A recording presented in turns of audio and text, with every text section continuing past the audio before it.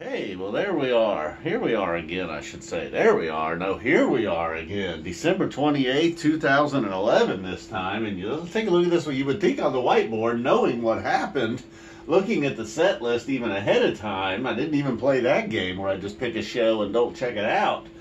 I don't know, just kind of botched it early on with the free glide. But, pulled it together here nicely for the second set. Filled in fairly evenly, top to bottom. Got a little carried away with this R and rock and roll. But that's all right, man. We're coming off this tweezer, my friend. Woohoo! All right, so let's get back to the beginning here with the botched free glide. They did not botch it with the free glide. Very, very, very, very first set played free, meaning the jam was not there.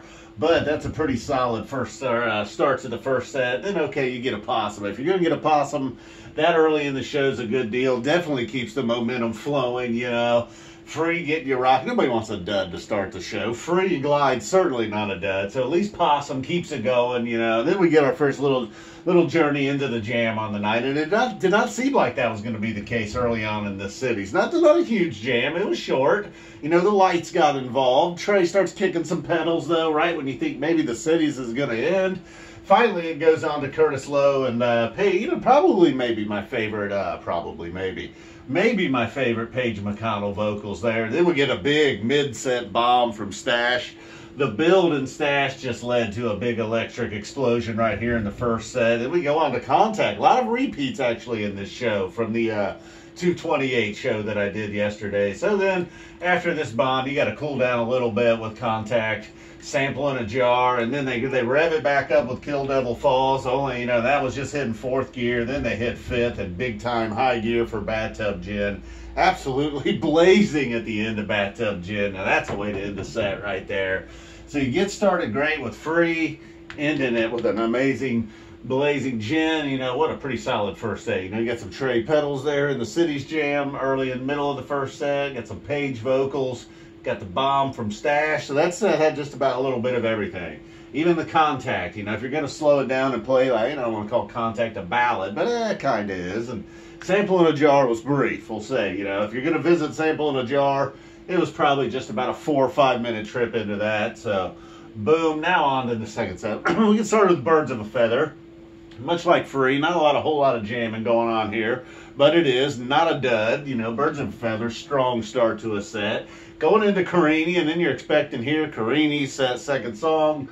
Not quite. They tinkered around a little bit, but really the Carini only working its way into this tweezer. And then the same thing with tweezer. It felt like, oh, we're just going to stay here like a first set type of tweezer. Once it started to go, it takes off, giving you the type of tweezer that you would expect. So this whole start right here gets it done. And then what kind of separates this set and really this show after, everybody, this is, come to kind of expect this kind of opening, 30, 40 minutes to the second set. Then what are they going to do right there? What's going to be at that turn that's going to separate it tonight? On this night, it was My Friend, not some kind of dud ballad or some lame cover. No. My friend right there, sending it from a really good start to absolutely on our way to a great set. Then we get our cover.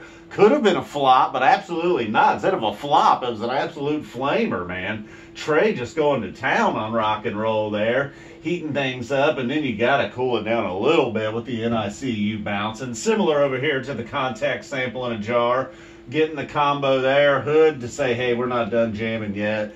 Hood giving it a little extra. The building Hood going, and then boom. Maybe not quite as electric and explosive as the Stash, but definitely. But then not ending the set. How do you not end the set right there? I mean, it should have just been a mic drop moment, but they hit you with a bug instead. Then if we're going to get an encore, the tube, the absolute shortest tube ever, no sign of a jam at all, right into Rocky Top, and then Tweezer Reprise, ending the whole thing. Woo! A little in-between fashion statements here, too, the Phish were in 2011. So there you go, another off-season whiteboard. Boom, thanks for the people that have been checking them out. So far, we went from Cincinnati 03, exactly a week later, the Nassau 228-03, legendary show. And now we have fast-forwarded all the way to 2011. Pretty damn good show. Some people are down on 1228. 1228, man, I think it's a great date in Phish Fishery. Can't believe I just said that corny shit. But hey, it's the off season. I can get away with it. All right, guys. Had everything, man. You know. All right, let's get to the check. Even though it was a 4-minute, that tube might have been shorter than the sample in a jar. All right, guys. Boom. Thanks for watching. Oh yeah. G13?